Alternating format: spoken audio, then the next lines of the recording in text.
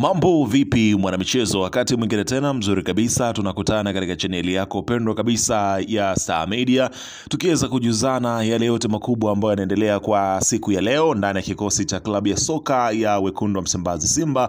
Taarifa ni kubwa kweli kweli. Uongozi wa klabu ya Simba leo hii umetangaza taarifa kubwa kuhusiana na kile ambacho kinachoendelea. Hatimaye yule ambaye amekwenda kubebeshwa mzigo wa lawama juu ya kikosi cha klabu ya Simba ndani ya msimu wa 2024-2025 kutoka patupu pasipo kuweza kuondoka na kombe, wameweza kumtangaza ni nani ambaye wameweza kupita naye moja kwa moja. Utakwenda kujua hapa nini kimefanyika, nani ambaye ameweza kufukuzwa ndani ya kikosi cha klabu ya Simba kwa siku ya leo, kwa kile ambacho kimeweza kuwekwa hadharani na uongozi wa klabu ya Simba mara baada ya taarifa yao kwa umma kutoka juu ya kile ambacho kimeweza kujili. Nimekusogezea hapa taarifa kamili ya kile ambacho kimeweza kuwekwa wazi, ila kabla tujaendelea nikukumbusha kwamba kama ni mara yako ya kwanza kabisa unatembelea katika chaneli ya Star Media, jua kwamba umepitwa na taarifa nyingi. Sasa ili usiendelee kupitwa na taarifa zetu, cha kufanya ni kitu rahisi kabisa. Kwenye simu yako ni kubonyeza tu alama nyekundu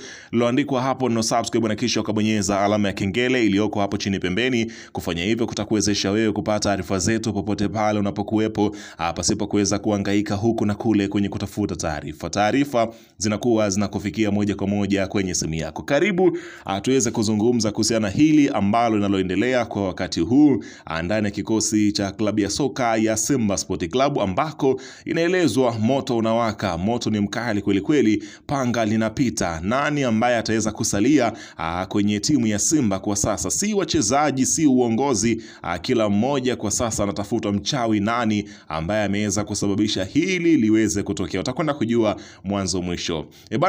Mchezo wa mwisho wa kombe la ligi kuu ya soka Tanzania bara NBC kwa msimu wa 2024-25 ulimalizika kwa klabu ya Simba kupoteza kwa bao 2-0. Mara ya 5 klabu ya Simba ikiweza kuangusha pointi, huku msimu huu klabu ya Simba ikiweza kupigwa nje ndani, ambapo imechangia zaidi ya mabao 3 na pointi 6 ambazo klabu ya soka ya Yanga wameweza kuondoka nazo. Sasa kile ambacho kimeweza kujili, unaambiwa uongozi wa klabu ya Simba sasa wanakwenda kuweza kutoa sadaka. Hapa nazungumzia kuhusiana na nani ambaye anakwenda kubebesha lawama ya kile kilichoweza kutokea. Amefanya vizuri katika msimu wake huu wa kwanza akiwa na kikosi cha klabu ya Simba, nazungumzia kocha Fadlu Davis, lakini uongozi pengine unamtizama si kama kocha ambaye anaweza kuivusha klabu ya soka ya Simba katika nchi ya ahadi, kwa kile ambacho amekitengeneza katika msimu wake wa kwanza, Simba kufika fainali ya kombe la shirikisho barani Afrika, mshindi wa pili katika kombe la hapa nazungumzia ligi kuu ya soka Tanzania bara, lakini katika kombe la FA akiweza kuishia hatua ya nusu fainali. Ni mafanikio mazuri, lakini kwa Wekundu wa Msimbazi Simba si level yao, kwani level yao ni kuweza kushinda vikombe. Sasa kauli ambayo imetolewa na kocha Fadlu Davis ni kauli ambayo imeweza kuleta sintofahamu ndani ya uongozi wa klabu ya Simba. Ni kana kwamba kuna mambo ambayo yanayoendelea kwa sasa. Inaelezwa kwamba kauli ambayo ameitoa kocha Fadlu Davis inaashiria kwamba ndani ya klabu ya soka ya Simba kabla ya mchezo wa dabi ya Kariakoo palikuwa hapapikiki wala apaliki, kutokana na yale ambayo yaliokuwa kiweza kuzungumzwa. Unaambiwa kama ulifuatilia mahojiano ya kocha Fadlu Davis hapo jana mara baada ya kupoteza mchezo wa dabi, utagundua kuna ujumbe mkubwa alikuwa anauwasilisha kwa mashabiki wa klabu ya soka ya Simba waweze kujua kwamba nini ambacho kitakachojili, na kikitokea wajue kwamba ni tayari alikuwa shaweza kuzungumza. Na nukuu kile ambacho alichokizungumza kocha mkuu Fadlu Davis, anasema ya kwamba ongera kwa Yanga, walikuwa na wachezaji ambao walikuwa na utayari wa mechi kubwa, na hilo ndilo limekuwa tofauti katika mchezo huo. Yanga pia walikuwa na nguvu kubwa kutoka nje, na ukitizama kwa ukaribu labda walifanikiwa vizuri sana. Mambo mengi yalienda vibaya nje ya uwanja msimu huu, hiyo imetuangusha sana sisi. Sasa tunakwenda kukaa na uongozi ili kufahamu kama mipango yangu inaendana na ya kwao, alafu tutaamua namna ya kusonga mbele. Hapa ni kile ambacho alichoulizwa kama msimu unaokuja ataendelea kusalia kwenye kikosi cha klabu ya Simba, akaweza kuzungumza akisema ya kwamba wanakwenda kukaa mezani na kuweza kujadili kama mipango ambayo kocha Fadlu Davis yuko nayo na klabu ya Simba iko nayo. Kama hawako vile ambavyo wanaweza kukaa sambamba, basi kocha Fadlu Davis tutegemee taarifa yoyote, kwani mpaka sasa